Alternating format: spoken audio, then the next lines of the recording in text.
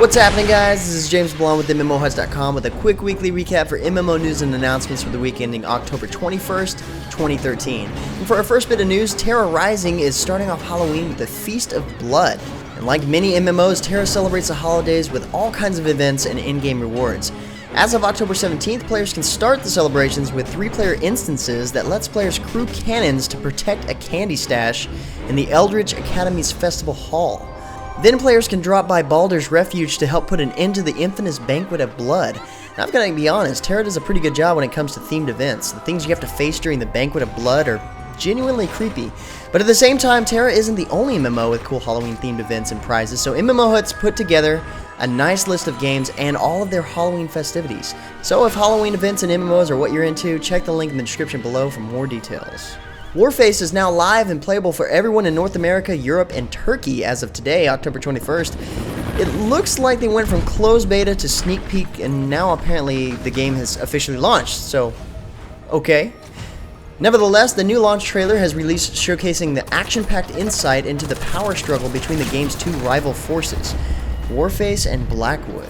And so with as anticipated as this is and so many players joining, you can probably expect new content on the table pretty soon. Next up, Solstice Arena is another game that launched last week, marketed as the first ever high-speed MOBA.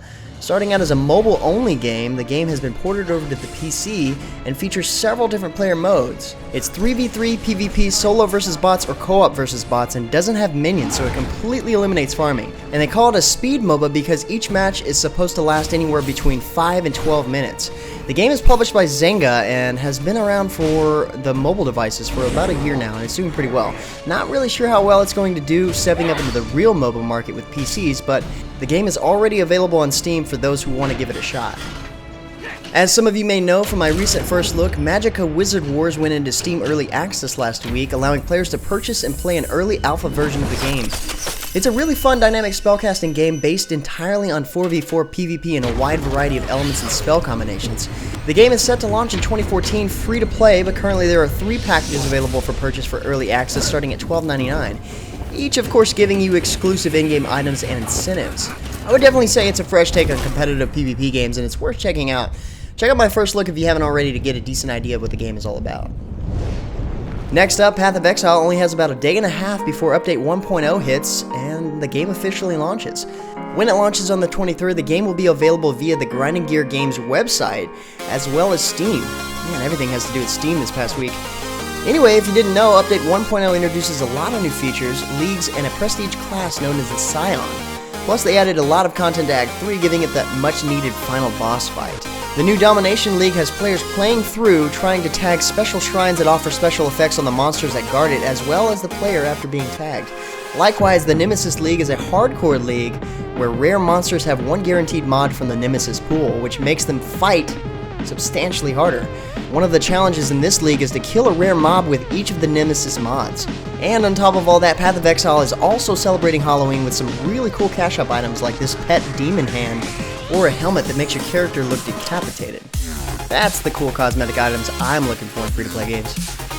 Next up, Star Trek Online is adding some interesting new enemies packed into an in-between content update before the next expansion. I mean, we're talking dinosaurs with armored exosuits and lasers showing up all the way back from the Voyager Season 3 Episode 23 days. Season 8 Dev Blog number 6 talks about designing the Voth ground combat experience for players, and the Voth are a highly technological advanced race known to pack powerful defense capabilities, shields, cloaking technology, and thanks to a little artistic liberty, even dinosaurs. Lord of the Rings Online launched a new trailer discussing class skill tree changes as well as changes to animation designed to make the overall combat a faster-paced experience. They've actually reduced the amount of skills in the game, but at the same time they've made the existing ones far more effective. They've also introduced new systems to easily switch between player skill sets depending on the fighting situations, and long swinging attacks are now much faster than they've ever been before. All of these new features are coming to the game at the launch of the latest expansion, Helms Deep. Infinite Crisis introduces Atomic Green Lantern as a new support that still packs one hell of a punch. His backstory is actually one of the coolest yet, as he loses his arm after his ring construct shattered and tons of rubble crushed him. When he woke, his now broken powerless ring was crushed into his chest and couldn't be removed without risking his death. So his skills are based around his new construct hand, like his grab and his ultimate that not only deals so much damage over time, it also looks freaking awesome. I've got to be honest. But the coolest part about all this is that you guys get to try them out by heading over to the giveaway section at MMOHuts.com to pick up an Infinite Crisis beta key. We've got a fairly decent amount, but I wouldn't count on them staying around very long. Cryptic Studios and Perfect World Entertainment put together a teaser trailer for Neverwinter showing off a new ranged companion pet available on the Zen market, but more importantly, it seems like this trailer is teasing at a possible new archer-type class. It might be on its way. The newest free-to-play MMORPG from OG Planet, Heva Clonia Online, has begun its open beta test as of late last week, and to celebrate, they too will have Halloween-themed in-game events. And after all the events in the open beta test concludes, all player progress and items will actually carry over into the game's full launch, which shouldn't be too long from now, according to OG Planet. Earlier today, Ubisoft released a new video for the mighty quest for epic loot, showing off 7 different themes for player castles. There are several basic themes and several premium themes, all available with blings in the game's cash shop.